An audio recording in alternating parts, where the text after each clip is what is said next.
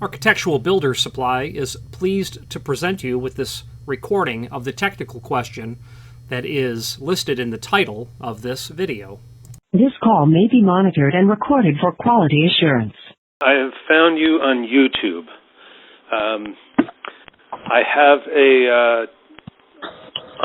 on our business, I've got something that's called a tubalite door. That door has a Falcon 1790 touch bar door opener, and that touch bar locks open with a hex key. And I've watched your video, and it's not quite. In fact, you mentioned in the beginning of this particular video about replacing the pin. That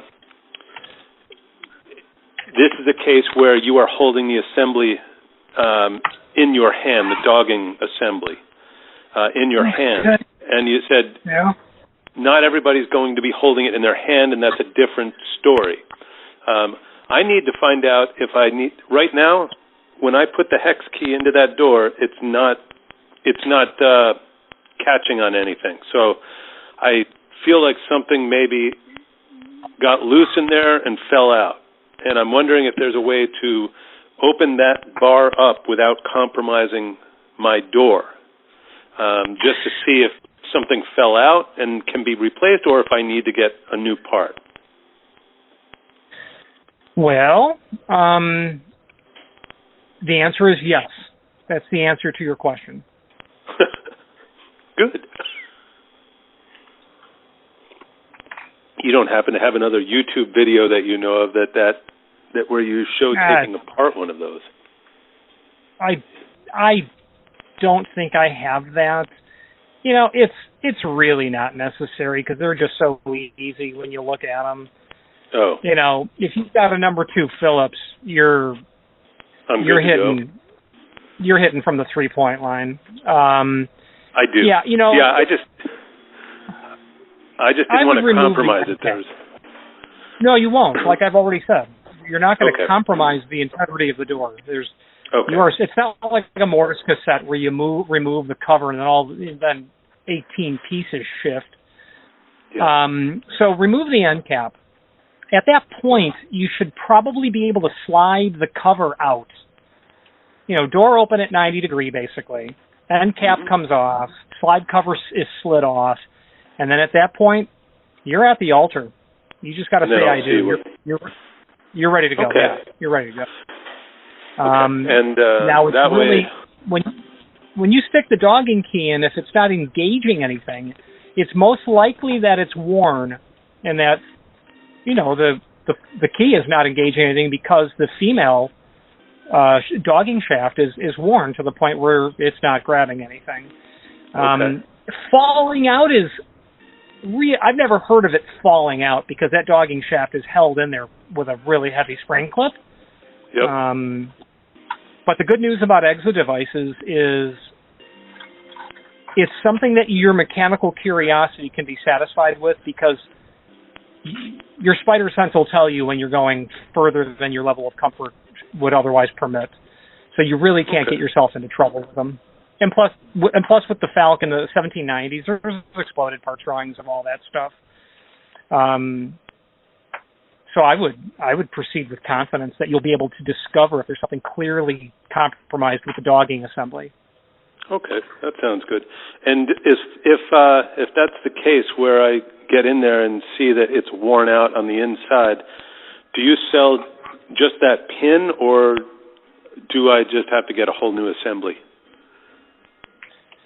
Well, so we're only talking about the hex key dogging, and for the 1790,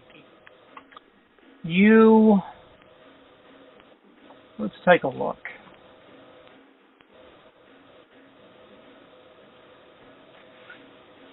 Let's take a look.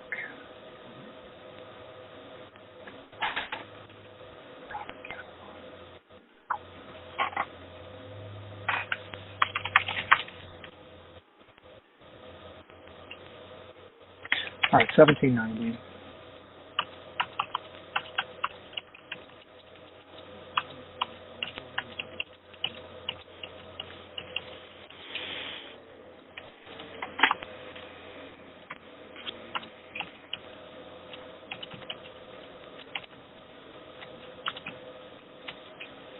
Okay. Yeah. Okay. So with the 1790, you can buy just the dogging shaft only. And that's realistically the only thing that you'll need to buy. A lot of people buy the entire dogging kit, but the rest of it's not compromised. It's just the dogging shaft. Okay. And you guys sell that? So if, I don't know what the name of the person who passed me over to you is, but I'm assuming he's in sales.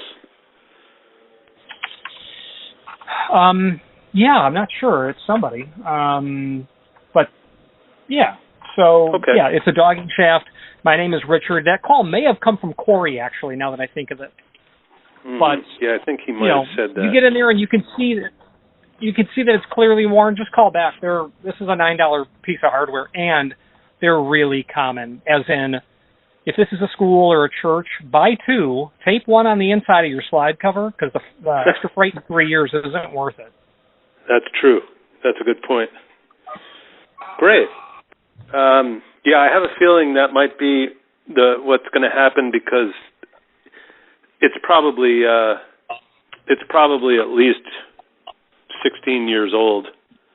Oh, wow. Because it was done by the people who had the building before us. But anyway, I'll get in there and I'll take your advice, and I won't take up any more of your time. And if that's what it calls for, then I've got the number. And thank you for the video, by the way, even though it wasn't exactly. You're a pretty good actor, so good job on that. Awesome, sir. Well, thank you. My name is Richard. I look forward to you calling back. All right. Thanks so much. Have a great day. Happy holidays. You too. Bye. Yes, sir. Bye. Architectural Builders Supply hopes you have enjoyed this program. Architectural Builders Supply is pleased to present you with this recording of the technical question that is listed in the title of this video. This call may be monitored and recorded for quality assurance. Sorry, sir, my phone clipped out. My headset went to lunch. So 1790. Yeah, the Falcon 1790, and the hex key just spins around in that pin. So I think it's time to get a new one. Yes, sir. Yeah, worn. There's just no metal left. Okay. Okay, so what I'll do is I will send over to order entry the part that you need, and they'll know it when you get there. Well, when you say get there, I'm calling from Vermont. Awesome. I'm going to transfer you over to someone who will enter the order, and by the time I transfer you, they'll know. I've passed them the link of what you need. Oh, you've already passed them. And what do you have that part number right there, so I can just write it down? Yeah, it's shaft 101. Oh, it's literally just shaft 101. The hardware industry is not always extremely imaginative when it comes to part numbers. So hey, that works. Shaft 101. I want to know what shaft 100 looked like. Exactly. It's like economics 101. It's like the first stop. Yeah. All right, sir. Stand by 1 moment. Stand by. Recording paused.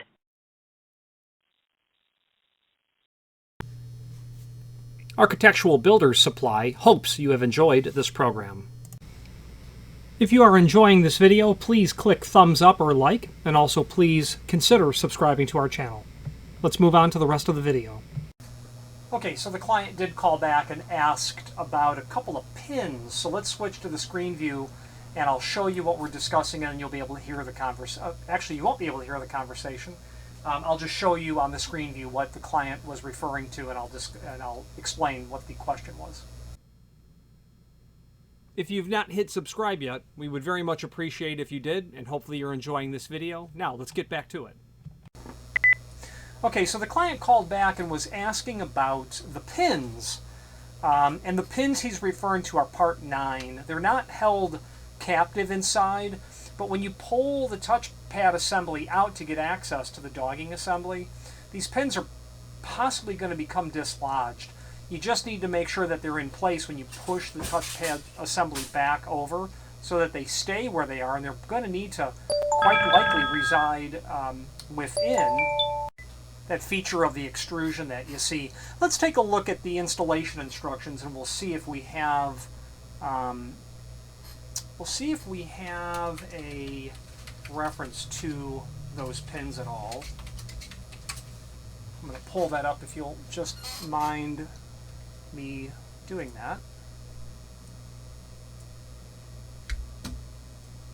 There we go. Let's see if there's any reference. This is a 2004 version or an older version of the device, which is likely what the client has because of the vintage that the client refers to.